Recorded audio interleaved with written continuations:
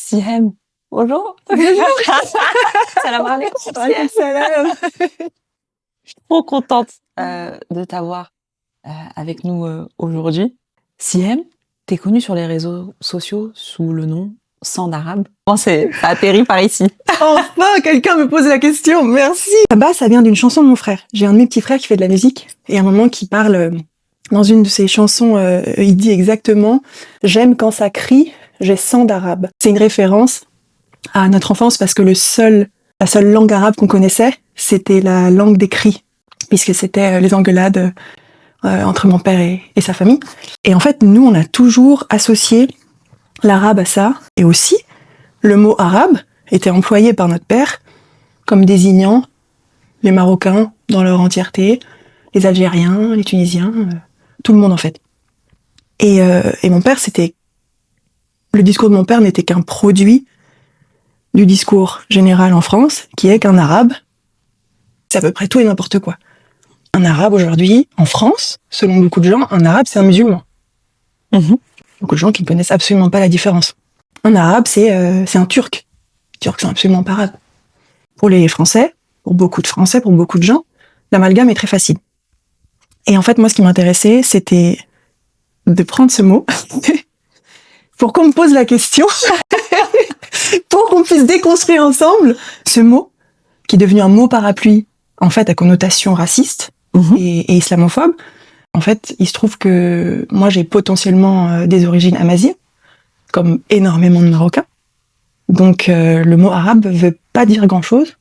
Et j'avais bien envie de lui tordre un petit peu le cou. Voilà. C'est incroyable, Sihem, parce que pour celles et ceux qui ne te connaissent pas, toi, tu es franco-marocaine, ton papa est marocain, ta maman est française, donc tu es métisse, et tu décides d'arriver sur les réseaux sociaux en partageant des choses qui relèvent vraiment de l'intime, de la croyance, de la spiritualité. Comment t'arrives à mettre ce mot Sand Arabe où t'as envie de tordre le cou et justement tu viens le coller à quelque chose parle d'énormément d'amour, de douceur, de tendresse. C'est intéressant. C'est vrai qu'il y a une espèce de dichotomie entre la violence presque du terme et la douceur, on va dire, de mes contenus. J'avais pas pensé. J'y pensais là, tu vois, tu m'as expliqué Sand Arabe. J'ai déjà, est-ce que ma question là, elle a été, c'était un petit peu intéressant. Mais je pense que mon parcours d'identité depuis l'enfance, ça a été un parcours de douleur. C'est-à-dire que moi, on n'a jamais compris pourquoi je m'appelais Sihem, pourquoi je m'appelais pas Camille. On n'a jamais compris que mon père était marocain et que oui, il était vraiment marocain du Maroc, oui, qu'il était né au Maroc, grandi au Maroc. Oui, mais français, non, pas français. D'ailleurs, il a pas la nationalité française, carte de séjour, tout va bien. Enfin, c'était inacceptable, c'était inentendable en fait. Pourquoi? La seule explication, c'était ma tête, trop blanche, pas assez arabe, parce que c'était le terme qu'on employait tout le temps. Donc je crois que inconsciemment il y avait une revanche un peu, quelque chose à faire avec ça. Et en fait quand j'ai écouté la chanson de mon frère et qu'il y avait cette expression là de Sand Arabe avec la phrase qu'il emploie, il y a un truc de j'ai du sang d'arabe en fait de mon père. Qu'est-ce que ça veut dire aujourd'hui? Qu'est-ce que j'en fais? Et surtout qu'est-ce que ça veut dire d'être arabe et qu'est-ce que ça ne veut pas dire surtout? Et je dirais que la violence vient de là. Quand tu dis que t'étais pas assez arabe, en tout cas dans le regard des autres, ou dans leur dire, c'était quoi pas être assez arabe? En fait, déjà, il y avait déjà à l'époque un amalgame entre arabes et musulmans, puisque on savait, par exemple, on savait au collège que mon père était musulman marocain, donc moi, j'étais une fausse musulmane. On me l'a dit ça, fausse musulmane. Alors que moi, à l'époque, j'étais pas grand-chose, en fait. J'étais une petite fille, quoi. Quand on te dit ça, c'est les personnes de confession musulmane qui te font entendre, enfin, te disent ou te font comprendre? C'est ça, c'était une copine musulmane qui m'a dit. Et ça, c'est le grand traumatisme de ma jeunesse. Mhm. En fait, il y avait un espèce de truc bizarre. Quand on est métisse, je crois que on vit ça quand même de manière assez classique. En même temps, on est un petit peu accepté. C'est un peu cool. Parce que quand même, notre père, il est marocain. Mais abuse pas. Alors, viens pas trop proche non plus parce que moi, j'allais pas au Maroc tous les étés, parce que je parlais pas darija, et que oui, au collège. C'est vrai que le collège, c'est une période particulière par rapport à ce sujet-là. Moi, j'ai toujours voulu être arabe. Mhm. C'est trop bizarre. J'avais ce truc de genre, mais je le suis aussi. Genre, c'était mon père, j'étais comme lui. J'étais marocaine. Genre, je sentais que j'y avais droit, quoi. J'avais droit à cette identité-là. Parce que c'était dans mon sang. Et donc, le fait qu'on me la donne pas, cette identité, parce que les remarques toute la journée de « Ah, tu t'appelles Siam? Ah oui, d'accord, mais ça vient d'où Siam? Ah, mais c'est perse, tu viens de, je sais pas quoi, indienne, on me disait des trucs. Ah, d'accord. Ah, marocaine? Ah, ça se voit pas. T'as pas une tête d'arabe. T'as pas une tête d'arabe, ça, je l'ai entendu toute ma vie. Et moi, moi,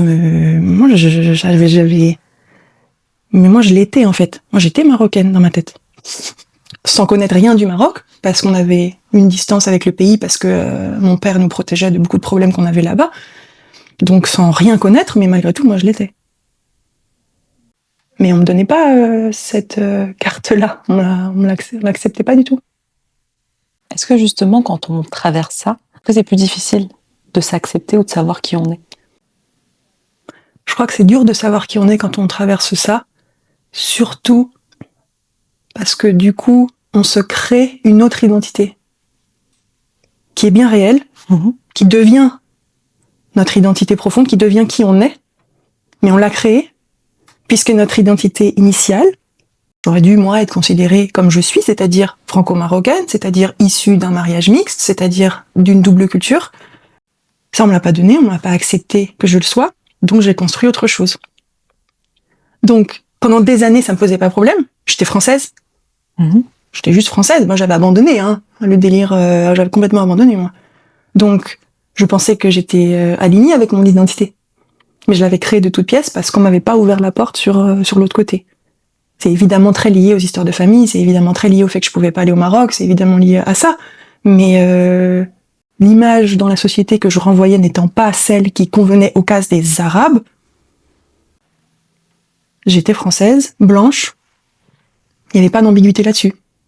À tel point que à un moment donné, pendant plusieurs années, je disais plus que je m'appelais Siham. Je m'appelais Sissi. D'accord.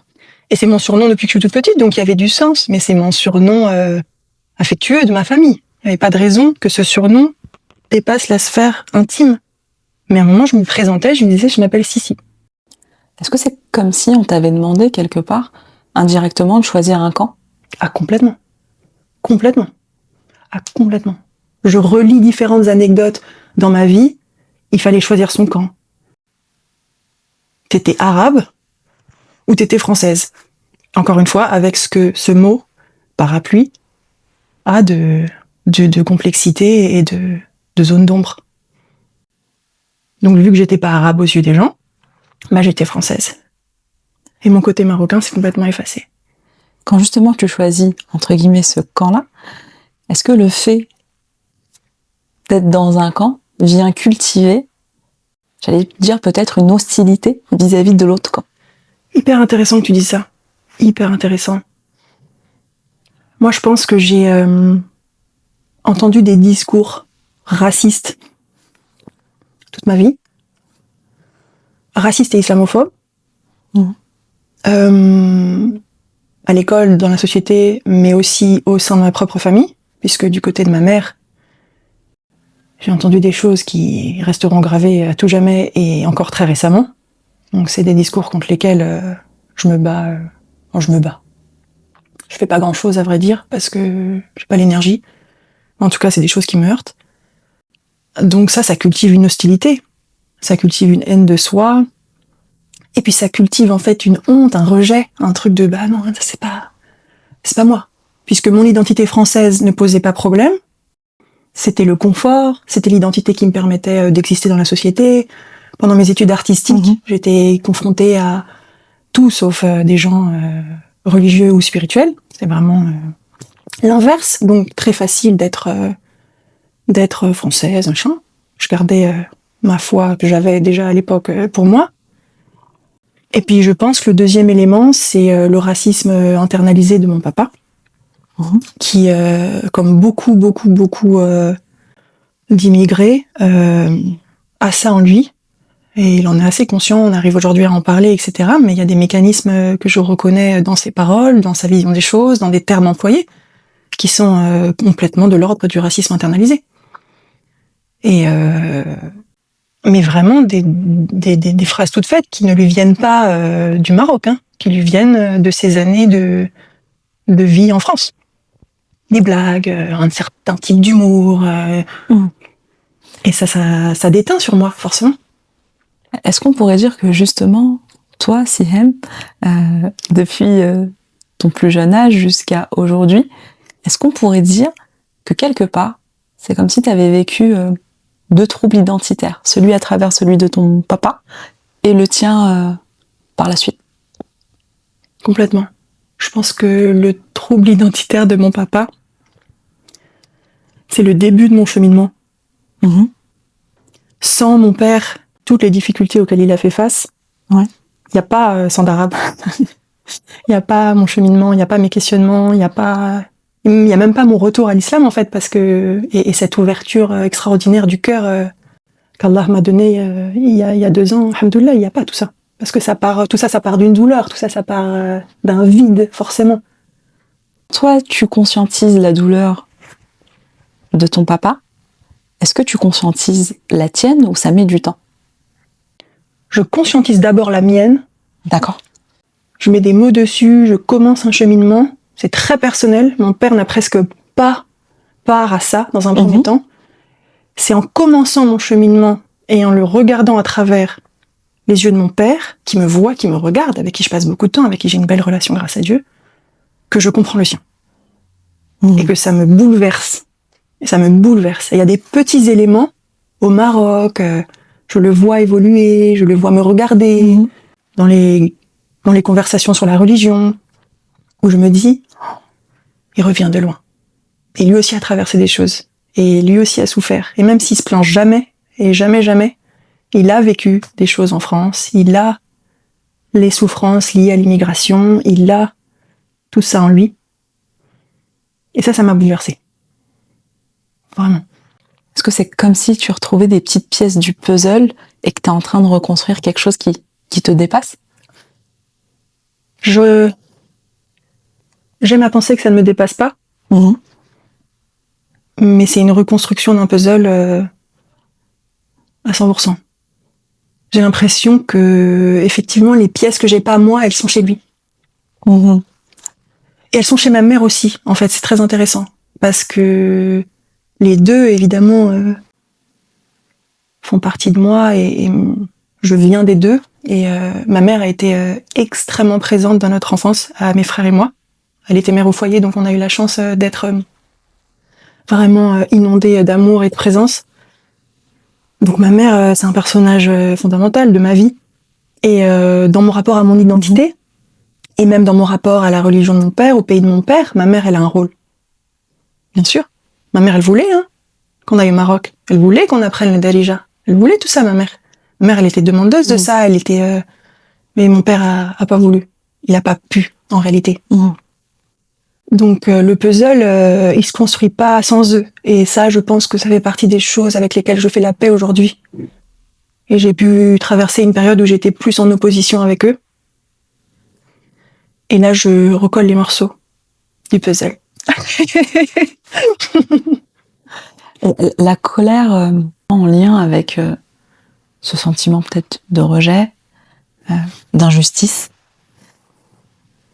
est-ce que c'est elle qui aujourd'hui t'a amené sur les réseaux sociaux avec 100 d'arabe et j'en ai rien à faire, je vais vous balancer ma foi comme ça, sans transition, Je n'avais pas vu les choses comme ça.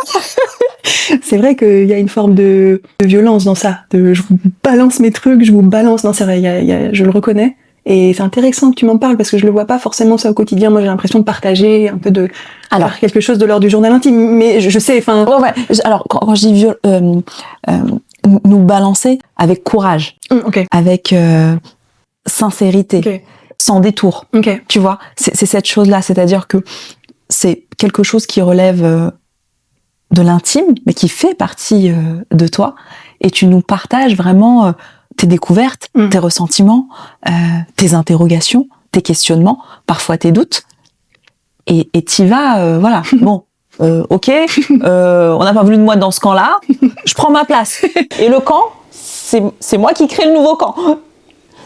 En tout cas, c'est moi ce que je ressens, en tant que métisse aussi, il y a des choses que tu es en train d'évoquer, voilà, qui me font, j'allais dire, sourire ou qui me renvoient dans le passé.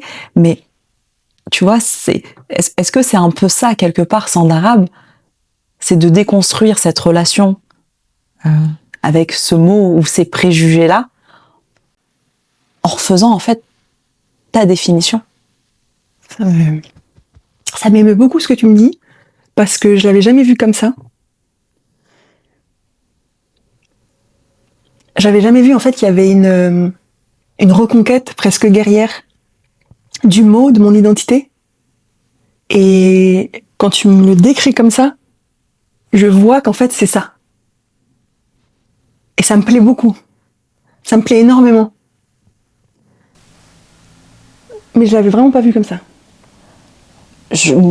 En tout cas, moi, comment je le ressens, il y a Xena la guerrière et il y a Siam la guerrière qui peut-être même s'inscrit dans un djihad de manière consciente ou inconsciente, déjà vis-à-vis d'elle-même, mais aussi pour, j'allais dire peut-être pour impacter, prendre la main peut-être à des personnes qui se retrouvent rejetées, abandonnées, jugées à travers leur identité, voilà, ce qu'elles n'ont pas choisi finalement. Ça, c'est une chose extrêmement importante pour moi, c'est de pouvoir, ne serait-ce qu'à une seule personne, donner un petit espoir, donner une représentation différente, donner de la joie dans le cadre d'identité meurtrie.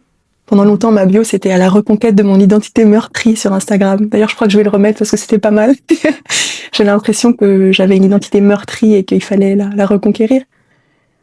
Et je pense que ça a aussi beaucoup résonné mon contenu chez beaucoup de gens sur ça. Sur vraiment des gens qui se sentaient ni là, en marge.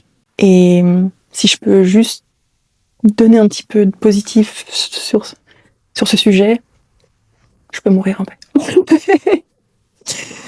Je voulais justement te demander, est-ce que tu t'attendais à un tel succès sur les réseaux sociaux?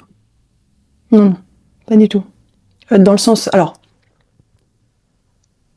ce serait mentir de dire que je l'ai pas voulu, que j'ai pas tout fait pour. J'étais assidue, je postais très régulièrement, je travaillais mes montages. C'est pas, j'ai pas fait ça par-dessus la jambe du tout. Les réseaux, c'est un monde que j'adore depuis très longtemps, que je consomme beaucoup. À l'époque, j'avais fait une chaîne YouTube que j'ai vraiment supprimée de voyage. Vraiment, c'était pas très intéressant. C'était du vlog. Moi, j'ai toujours adoré vlogger. Je vloguais quand j'étais petite. Je postais ça nulle part, mais j'ai envie de te dire, Siam, je peux pas remettre qu'on voit l'avant, tu vois. J'avais les cheveux longs, 2 mèches blondes. Oh là là, c'était catastrophique. Les cheveux rasés là. Enfin, c'était une autre époque. Mais pourquoi pas un jour? Donc, j'avais un amour pour ça. En revanche, c'était un saut dans le vide parce que pour la première fois de ma vie, j'allais vraiment dévoiler mon cœur, quoi. J'allais ouvrir mon cœur. Et donc quand ça a commencé à prendre et que le nombre d'abonnés augmentait et que ça, voilà, que les choses se sont faites assez vite, j'ai pas trop compris et ça m'a fait peur. Je l'ai pas très bien vécu parce que c'était trop d'un coup en fait et mon cerveau était pas prêt, mon cœur était pas prêt. Du jour au lendemain à te faire reconnaître dans la rue plusieurs fois par jour, surtout au Maroc, au moment où les vidéos tournaient, forcément, les gens ils les voyaient, tu vois. C'était, t'as connu ça aussi. Et à un moment donné, les gens forcément, puis il y a cette chaleur, les gens viennent te parler, c'est magnifique. Mais moi, j'ai pas compris ce qui se passait. Et de retour à Paris, je me dis, je vais avoir un peu de calme, je vais être un petit peu moins sollicitée. Pas du tout.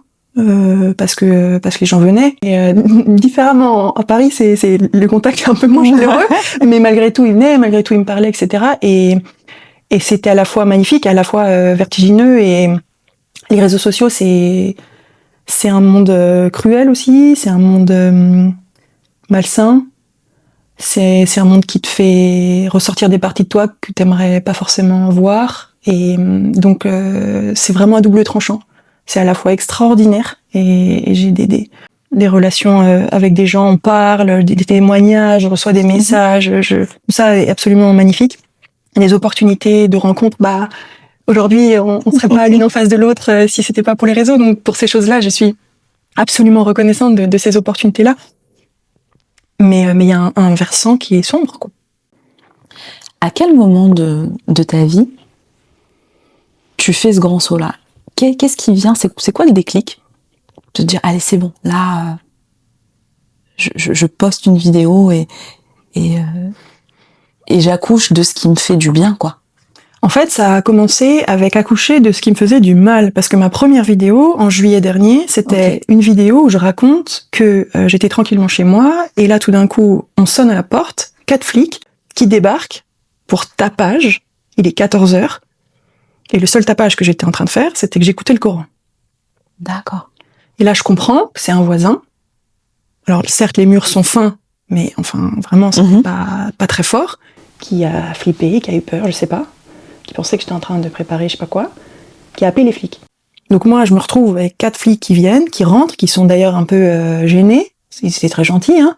Et ils me regardent, ils voient ma tête, mes tatouages, ils disent bon, on va pas démanteler un réseau terroriste tout de suite. Et ils regardent chez moi, ils disent ah oui madame, non mais vous savez les gens ils appellent pour rien aujourd'hui. Je dis bah oui, il aurait pu juste toquer en fait le voisin, mais je pense qu'il n'a pas toqué parce qu'il a eu peur. Oui.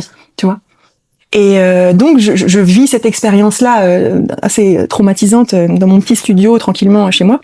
Et je réfléchis pas, je prends la caméra et je raconte. Et j'avais déjà cette petite expérience du vlog, cet amour de la vidéo. De toute façon, c'était pas non plus un geste extraordinaire pour moi que de prendre la caméra.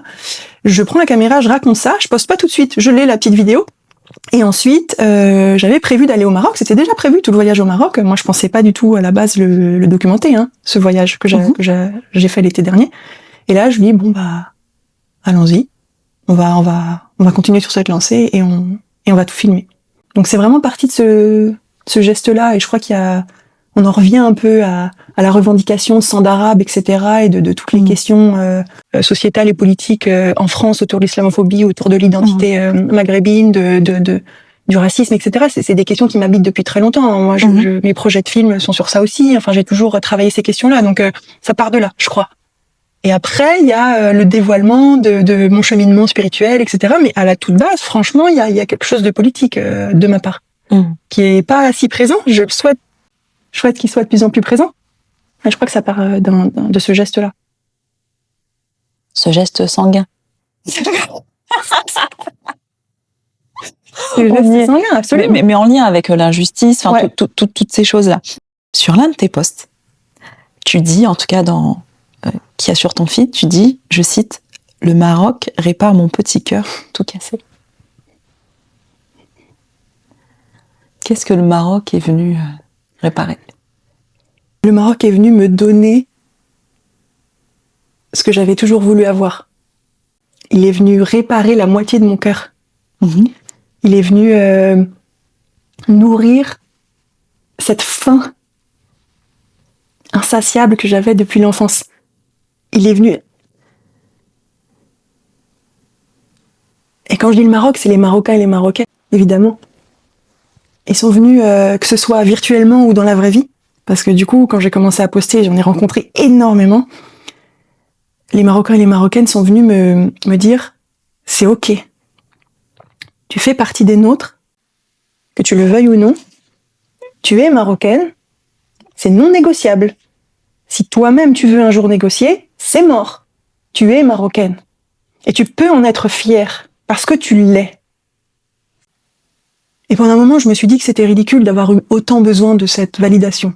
Je me suis dit non, il aurait fallu moi-même faire ce trajet seul, mais j'ai eu besoin des autres. Et je l'assume totalement. J'ai eu besoin qu'on me le dise, j'ai eu besoin qu'on m'accepte, j'ai eu besoin qu'on me câline. Et c'est un gros câlin. C'est un gros câlin, ce qui s'est passé. Gros câlin.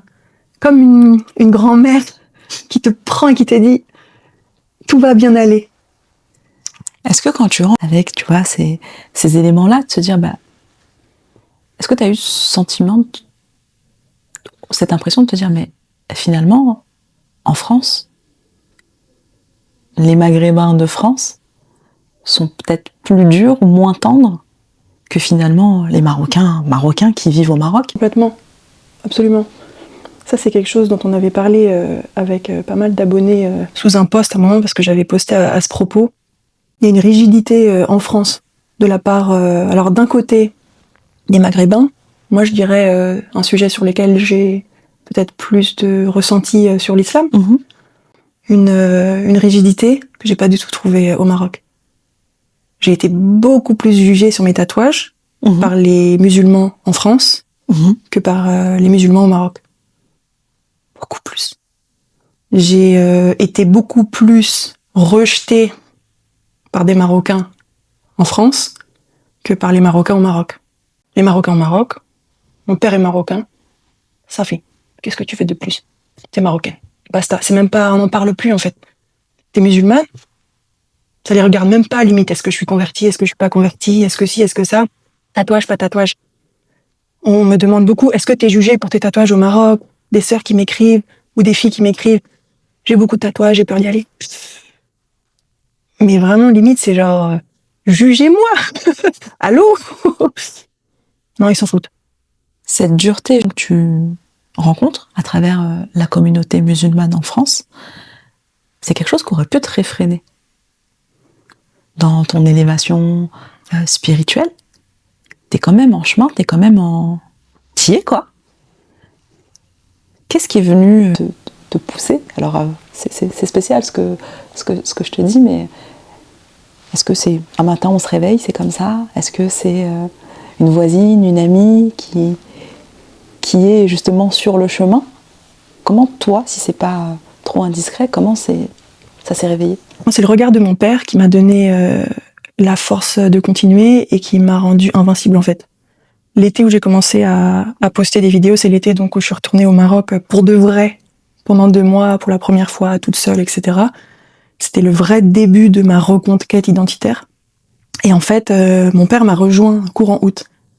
Et je sais pas, il a vu quelque chose en moi, il a vu une confiance, il a vu l'amour que je portais au Maroc et l'amour que le Maroc me portait.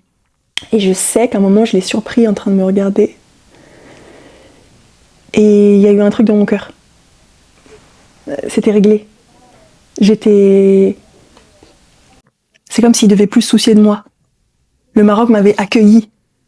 Et c'est comme si à partir de ce moment-là, si pour mon père j'étais marocaine, j'étais musulmane et que c'était acté, qu'est-ce qu'ils peuvent me dire les autres?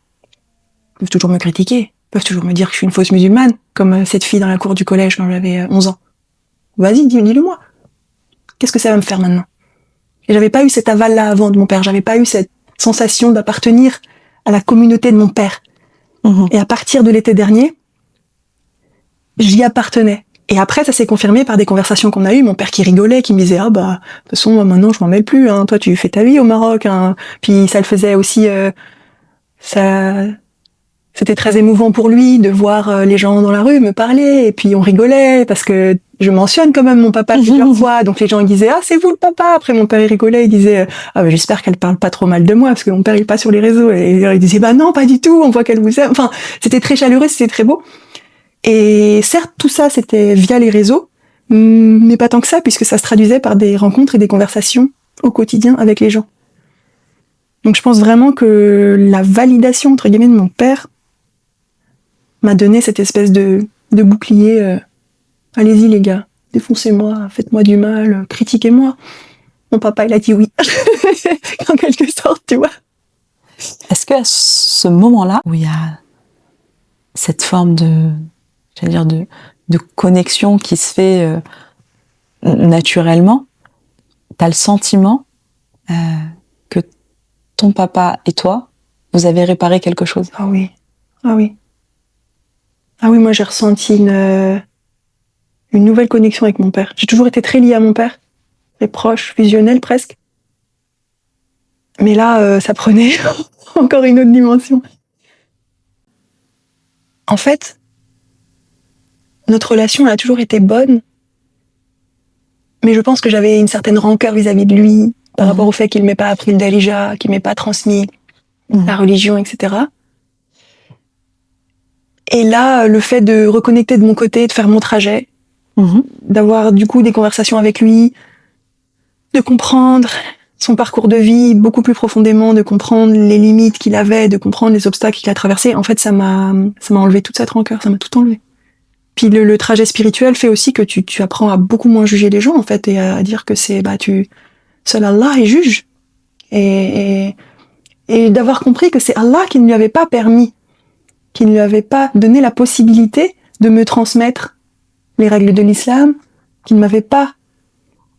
C'est Allah qui ne lui avait pas permis de m'emmener au Maroc, qui ne lui avait pas donné encore une fois la possibilité de le faire. C'était pas de sa faute, c'était pas de son ressort, c'était pas son moment à lui.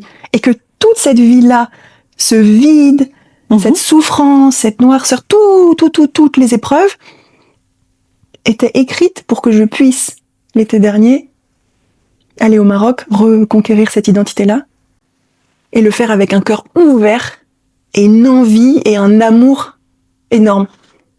Donc tout d'un coup, ça guérissait en fait, ça guérissait. J'ai vraiment eu la sensation l'été dernier quand j'ai commencé à poster toutes ces vidéos que je guérissais. Et c'est pour ça que j'avais envie de l'exprimer. C'est parce que c'était un sentiment de reconnaissance tellement énorme. Fallait que ça sorte quoi.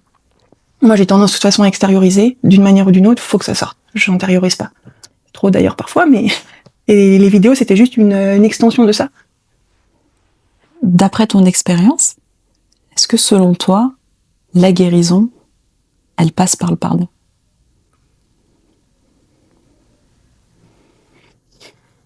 Oui, elle passe absolument par le pardon, mais c'est dur. C'est très dur. C'est très très dur le pardon. Je prie Allah qui me donne la force de pardonner. Pardonner aux autres, pardonner à moi-même. C'est dur.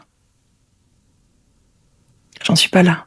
Et Inch'Allah, il me donne la force de pardonner. Que Dieu te facilite. Amin. Vraiment facilite. Amin, que toi aussi. Mais tu vois, moi, dans ce que t'évoquais avec ta relation avec ton papa, c'est comme si au Maroc, je sentais que t'avais trouvé plein d'excuses à ton papa et quelque part, c'est le chemin du pardon qui fait que c'est bon. Ouais. C'est bon. Et puis là, je plonge en profondeur dans cette connexion, dans cette chose qui a toujours été là, mais que je prends, en fait. Ouais, mais c'est vraiment ça. En plus, c'est même pas des excuses, c'est des explications. C'est-à-dire que c'était des explications rationnelles. Pourquoi mon père ne m'a pas transmis ça? Qu'est-ce qui explique ça? En plus, c'est pas du tout le seul, parce qu'il y a énormément de gens qui transmettent pas la langue. Ça arrive beaucoup. Et ces explications-là du parcours de mon papa, elles m'ont fait un grand bien. Un grand, grand bien. Parce que à partir du moment où on pardonne ses parents, on peut commencer sa vie, quoi. D'adulte, pour de vrai. On n'est plus l'extension de ses parents, on est un être humain à part entière, un individu à part entière, on accepte que eux aussi, et qu'ils ont fait ce qu'ils ont pu, et c'est classique, hein, dit comme ça, mais c'est vrai. Je l'ai vraiment ressenti comme ça, quoi. Aujourd'hui, si on devait imager le camp, ton camp, il ressemble à quoi?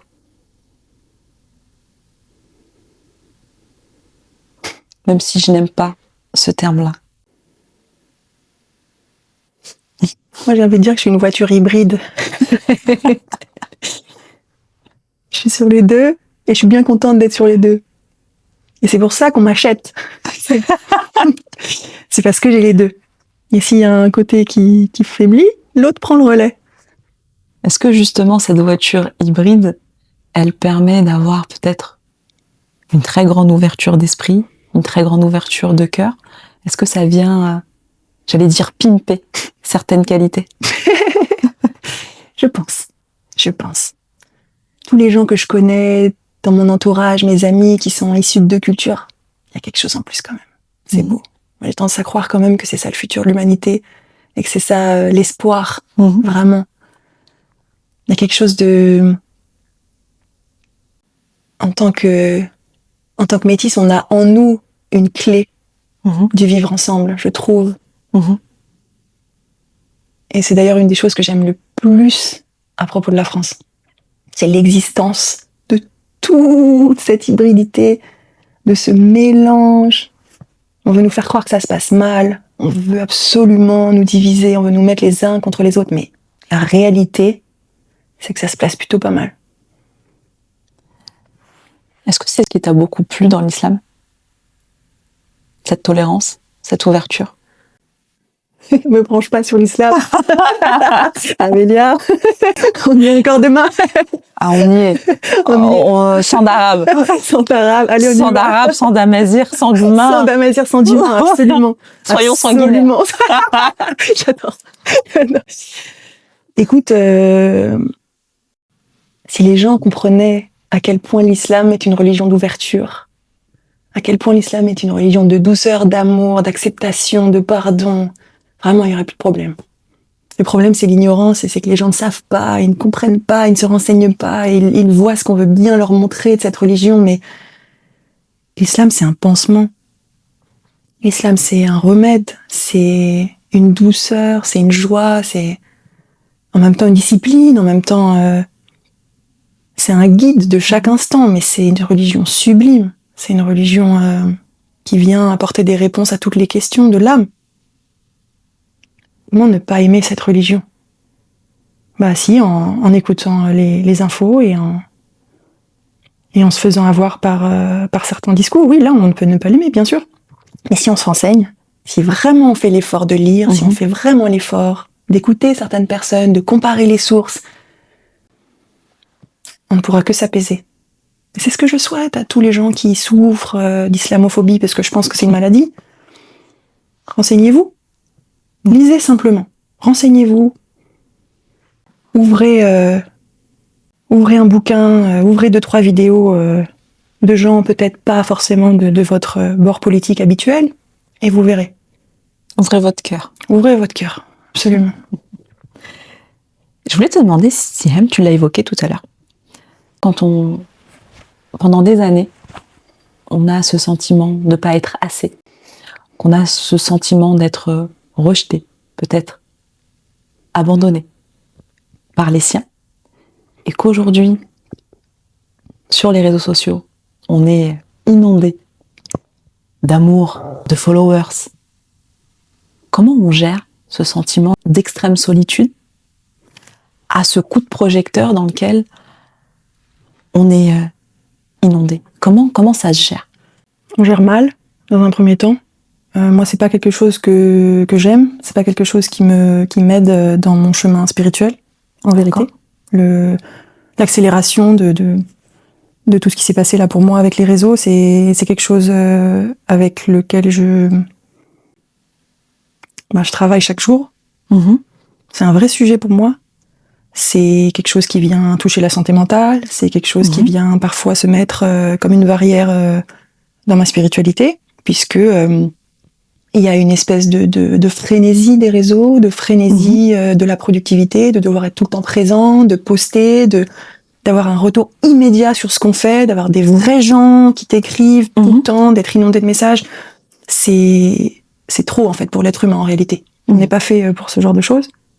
Et donc c'est un vrai travail, je le prends pas à la légère. C'est un sujet qui m'habite énormément.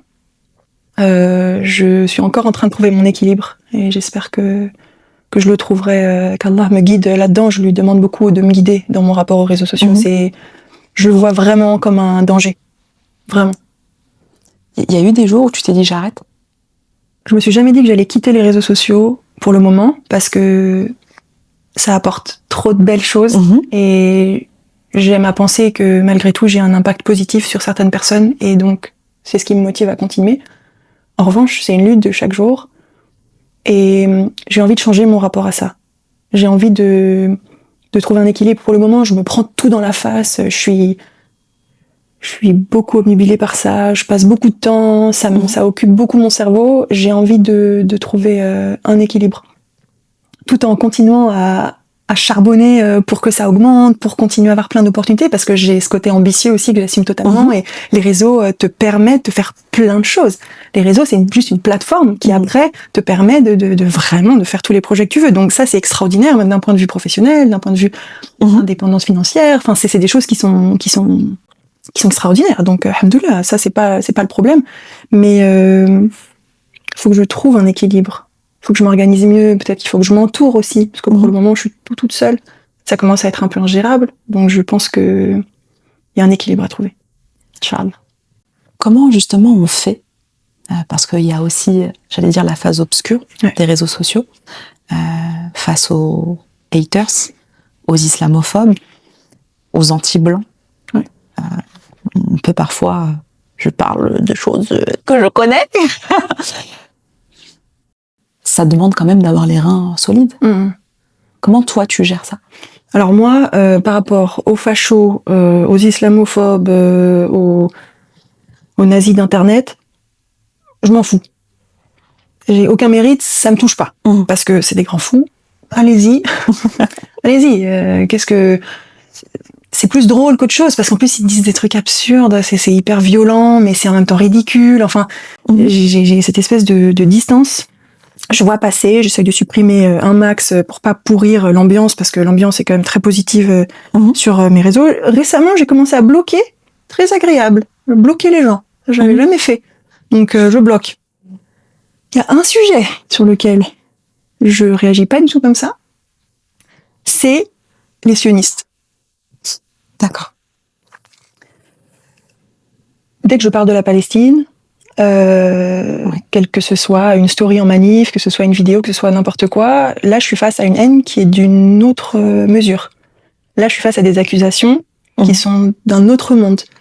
Les accusations d'antisémitisme sont des accusations qui, moi, me bouleversent, qui sont des choses que je n'accepte pas, et que je n'arrive pas à prendre à la légère, que je n'arrive pas à considérer comme quelque chose, juste la haine d'Internet. Sur lesquelles tu pourrais fermer les yeux. Je devrais fermer les yeux, je n'y arrive pas.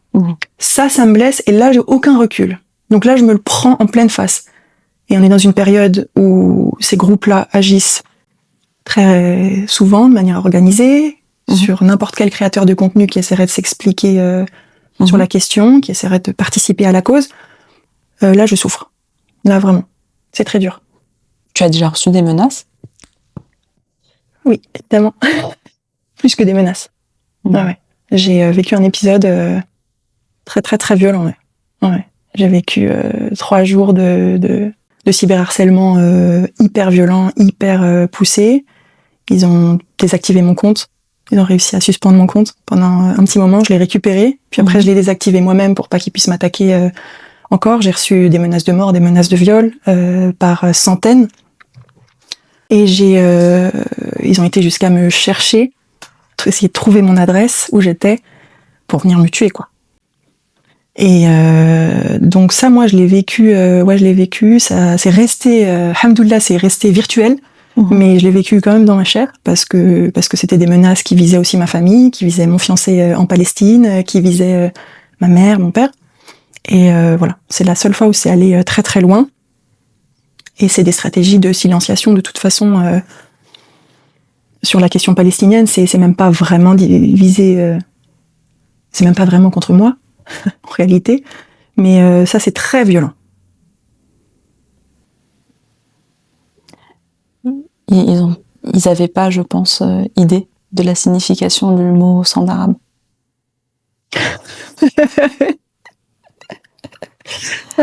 Parce que finalement, ce combat-là, il est aussi lié à l'injustice, complètement, lié à des préjugés sur la religion, islam, assimilé au terrorisme, etc. Complètement. Oui, parce que les attaques sionistes, c'était des attaques islamophobes, racistes, c'était des attaques aussi transphobes, lesbophobes. Il y avait tout ça qui se jouait sur mon physique, sur mon apparence, sur c'était ça qui se jouait. Et évidemment que on m'appelait l'influenceuse islamiste. C'est devenu ça. C'est devenu l'influenceuse islamiste non voilée. Donc en plus, là, tu ajoutes des couches de racisme, d'islamophobie, d'amalgame, de tout ce que tu veux. Oui, une volonté de piquer. Ah oui, une volonté de piquer, une volonté de un peu plus que piquer, quoi. Ouais. Ah oui, une volonté de détruire, complètement. Mais et pour moi, sang d'arabe, c'est aussi le sang des Palestiniens qui coule. C'est une image. C'est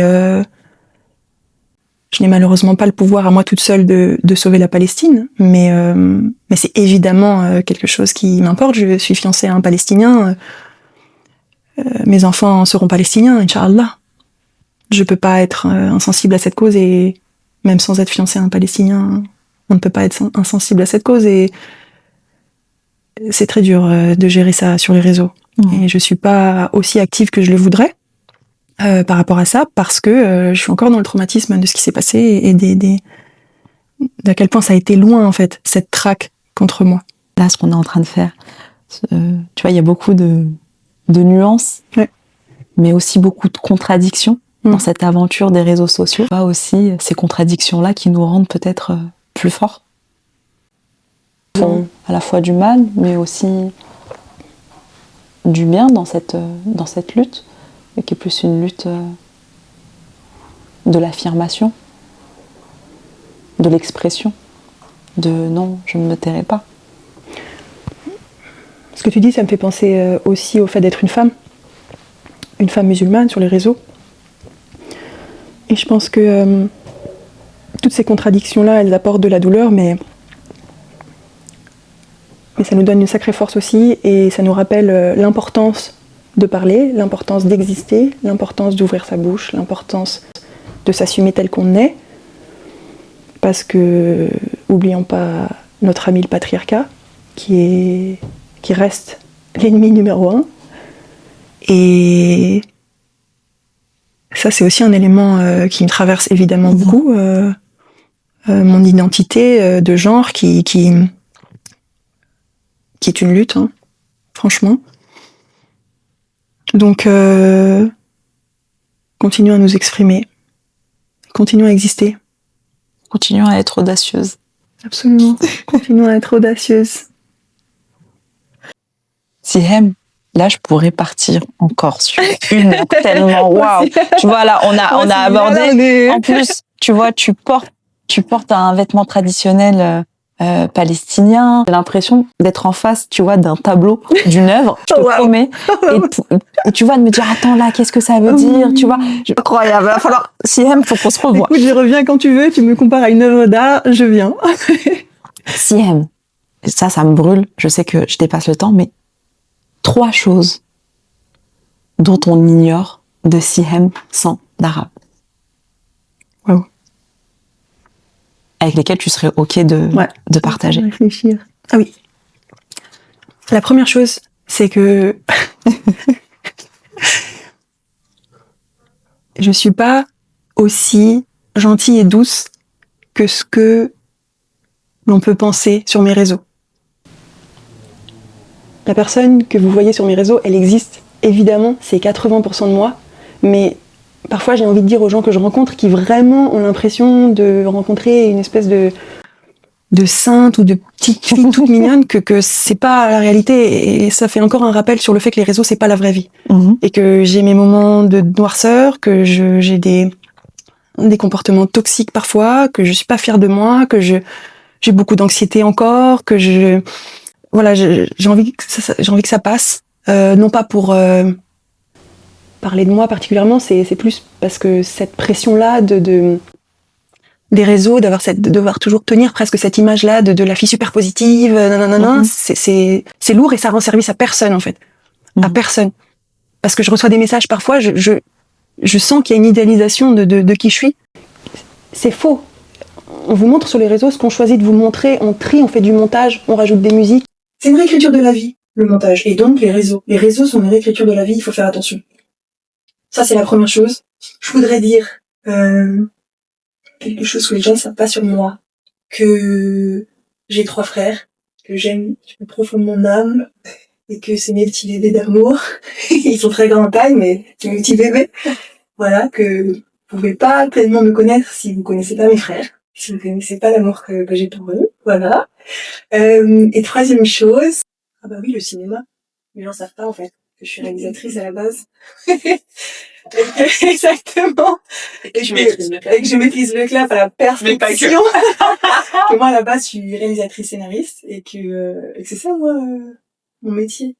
Il y aurait tellement encore à redire. Même son métier, il est lié. On peut ouvrir encore une. Il est lié au sang d'arabe, à cette guérilla. Ouais, complètement. Perso et j'allais dire, mais altruiste, parce que finalement, nous ne sommes qu'un.